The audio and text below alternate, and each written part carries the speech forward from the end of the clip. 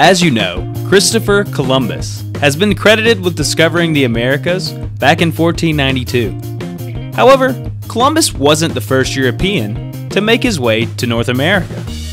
Vikings were in North America almost 500 years before Columbus.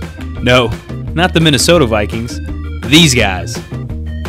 Not so different from Columbus, the Vikings sought new lands.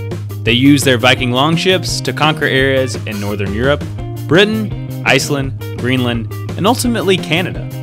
We know this from evidence found in modern-day Canada and also from Vikings oral traditions, which were eventually written into sagas in the 1200s. The story of the Vikings finding America begins with Eric the Red. Eric was living in modern-day Iceland when one day he got into a dispute with his neighbor. He ended up killing said neighbor and was then forced to flee with his friends and family. So, Eric gathered the men and women who were loyal to him, and they sailed west, eventually settling in a land he called Greenland. This was no easy journey. In fact, the Vikings would have sailed even farther north than the doomed Titanic.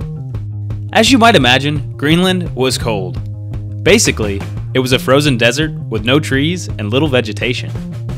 Eric chose the name Greenland in an attempt to trick other Vikings into thinking that it was a beautiful place to live so that they might follow him. A group of Vikings who did decide to follow Eric were eventually blown off course. They came remarkably close to an unmapped land, which was most likely northern Canada. They didn't stop, but instead returned to Greenland and told Eric. Eric's son, Leif, took it upon himself to gather a group of Viking men and women and go and explore this land. They first landed on a frozen glacier, which they called Helluland, or Slabland. According to the Viking sagas, they were able to trade with the local natives. But as you might imagine, frozen Slabland wasn't much of an upgrade from Greenland.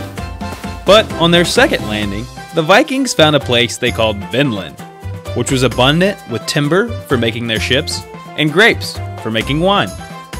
Modern evidence has backed up the Icelandic sagas, and researchers believe they have found multiple places in Canada that date back to 1000 AD and contain evidence of smelted iron ore, where the Vikings likely made weapons, or perhaps a cross.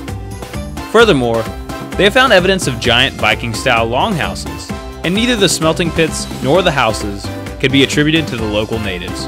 Opposite Columbus, it was most likely the Native Americans who conquered the Vikings and forced them to leave and return home. So, if the Vikings did discover North America, why does Columbus get all of the credit? Well, this really extends to the fact that it was only after Columbus that the first Europeans were actually able to fend off the natives and keep colonies alive in the New World. The European dominance 500 years after the Vikings could have been brought on by better weapons, climate, or even the spread of diseases that were not initially brought by Vikings. But needless to say, we give so much credit to Christopher Columbus, but we shouldn't forget those Vikings who first discovered North America.